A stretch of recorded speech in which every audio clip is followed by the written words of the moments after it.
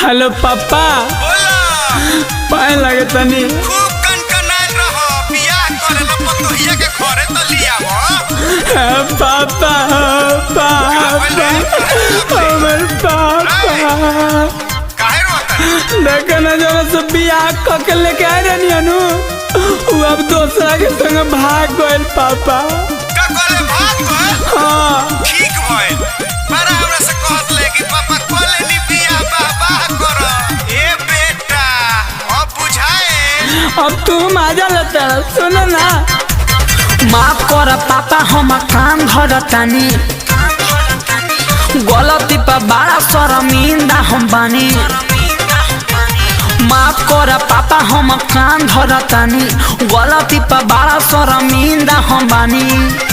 Tension से दुबर भइनी पानी चढ़े लागल।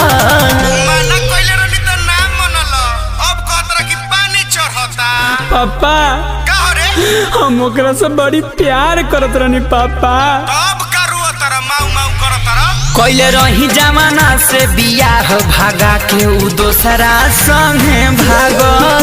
कइले रही जमाना से बियाह भागा के उ दोसरा संगे भागल पापा। दोसरा संगे भागल,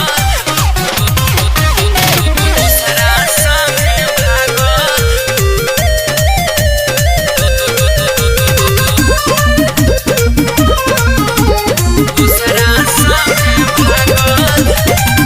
प्यार के निशानी हमर बड़े ओकरा पेट में हम नाही जननी खोटे बाटे ओकरा नेहत में। हे पापा जानती तो बियाह ना करती भगा के।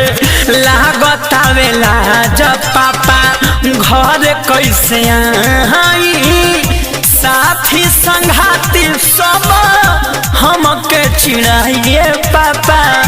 ओकरे फिक्रिया लागे हो ही जाए म पागल। हे पापा हमरा प्यार के निशानी ओकरा पेट में रहलक पापा। अब उ खेत में गल बेटा। पापा हम पापा बने वाला नहीं है और तू दादा हो पापा। दादा हम बन गल बानी तहरा श्रद्धा पुरावला से हमर श्रद्धा ना पूरिए बबुआ। कइले रही जमाना से बियाह भागा के उ दोसरा संगे भागल। कइले रही जमाना से बियाह ए पापा उ दोसरा संग सोई में भागल।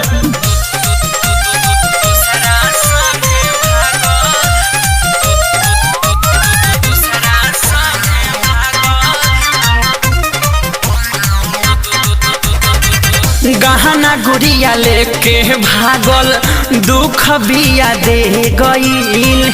लागत उल्टे उतर दहेज हमसे ले गईल। ए पापा इतना दुख बताई तरह से। पापा अब हम घरे आवत नहीं अब दोसर बियाह करा दो। अरे तोरा के कौन अपन बेटी दी रे? कौनो लड़की से बियाह कर लंगल उचर आनहर से। हाथाना गिर गइल हमार लइका होके जाए बाबू।